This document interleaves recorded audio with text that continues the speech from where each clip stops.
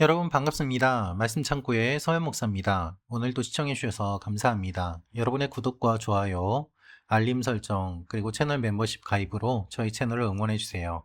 항상 함께 해 주셔서 감사합니다. 오늘은 여호수아 21장 1절부터 7절 말씀입니다. 오늘 말씀은 레위 사람들의 기업에 대한 내용이 기록되어 있습니다. 레위 사람의 족장들이 제사장 엘르아살과 눈의 아들 여호수아 그리고 이스라엘 자손의 지파 족장들에게 나와서 실로에서 이야기를 합니다. 우리가 거주할 성읍들과 우리 가축을 위해 그 목초지들을 주소서라고 말입니다. 이들이 요구한 것은 개인적인 욕심 때문이 아니었습니다. 하나님의 명령이 있었기 때문이고 그 명령을 그대로 전달한 것입니다.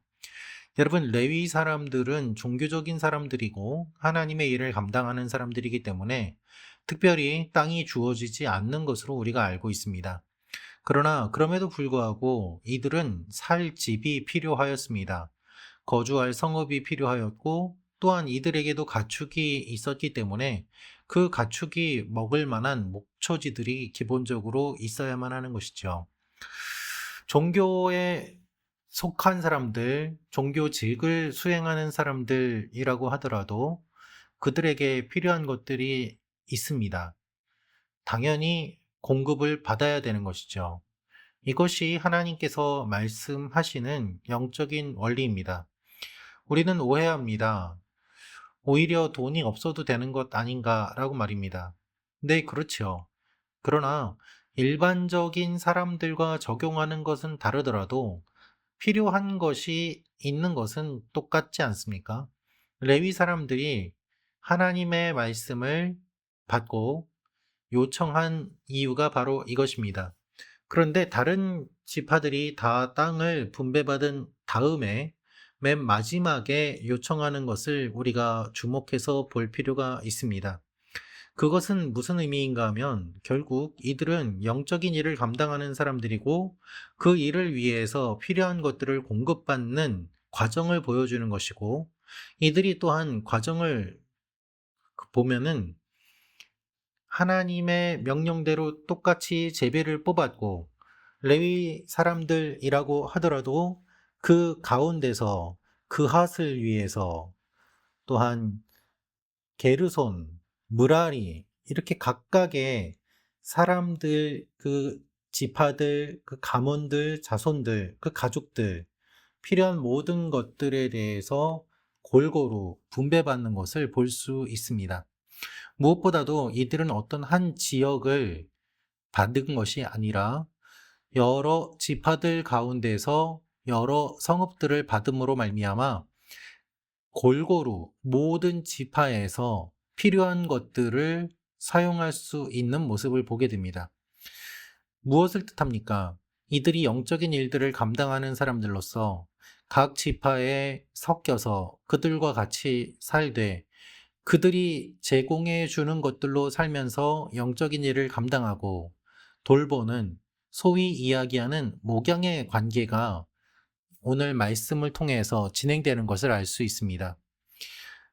각 지파들이 목초지를 제공합니다. 필요한 것들을 제공합니다.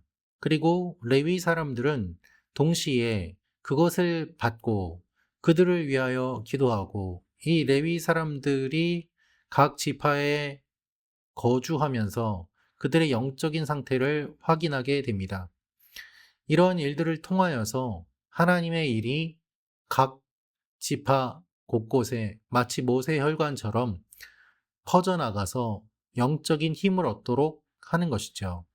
하나님께서 구체적으로 알려주신 분배의 방법은 무엇인가 하면 다른 지파들처럼 농업을 위한 큰 땅을 분배받는 것이 아니라 각 지파의 영토 안에 흩어진 48개의 성읍에서 거주하고 이 48개의 성읍이 레위 사람들의 거주지가 되는 것을 말씀하셨습니다.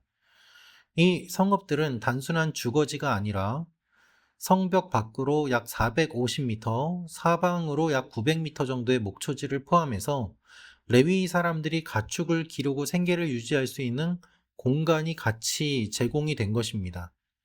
그래서 이 각 지파는 자신들이 받은 땅의 크기에 비례하여서 레위인들에게 성읍을 제공해야 되는데 큰 영토를 받은 지파는 더 많은 성읍을, 작은 영토를 받은 지파는 적은 수의 성읍을 내어주는 공평한 원칙이 적용이 되었습니다.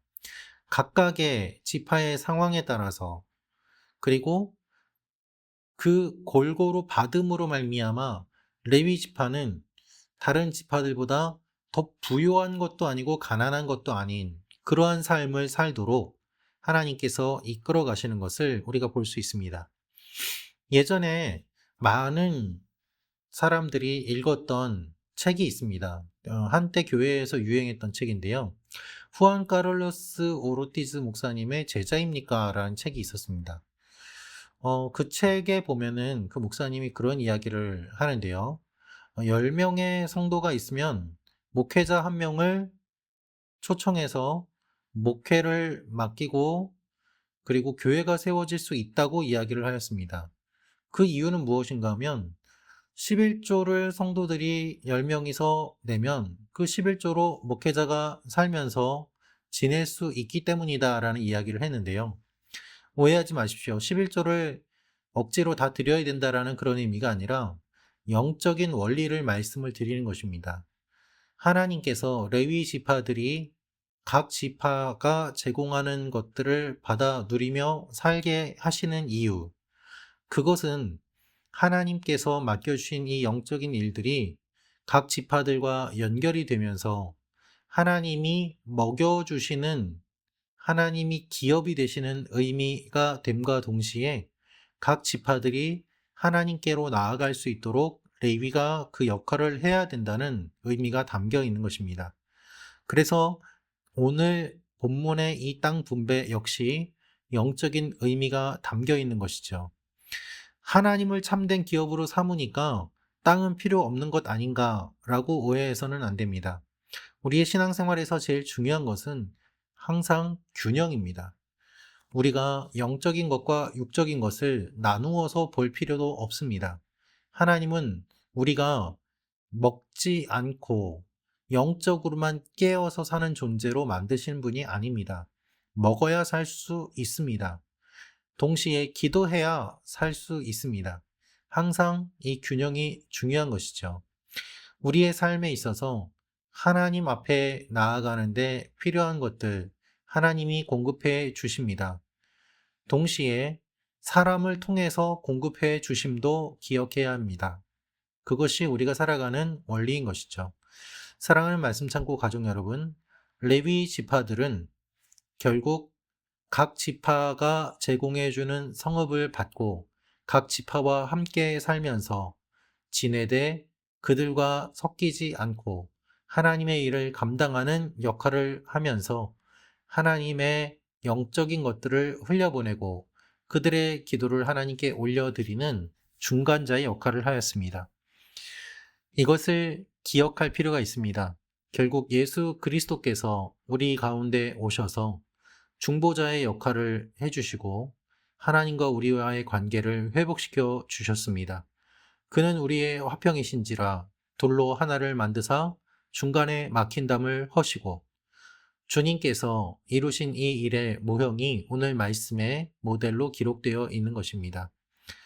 오늘 이 말씀을 기억하며 하나님 앞에 우리의 모습을 돌아보고 하나님께서 우리와 함께 하심을 기억하며 나아가는 말씀 창고 가족 여러분이 되시기를 원합니다. 기도하겠습니다. 아버지 하나님, 오늘도 우리와 함께 하여 주시고 이 말씀을 또한 깊이 깨닫고 잘 적용하게 하여 주옵소서. 예수님의 이름으로 기도합니다. 아멘.